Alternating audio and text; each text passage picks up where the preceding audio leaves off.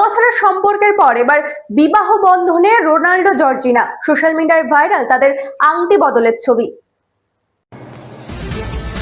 চুটিয়ে সংসার করছেন, শুধু বিয়েটাই এতদিন হয়নি, সেটাও সেরে নিলেন ক্রিশ্চিয়ানো রোনাল্ডো এবং জর্জিনা রড্রিগেজ। 9 বছর ধরে একসঙ্গে রয়েছেন তারা। অবশেষে আংটি বদল মঙ্গলবার।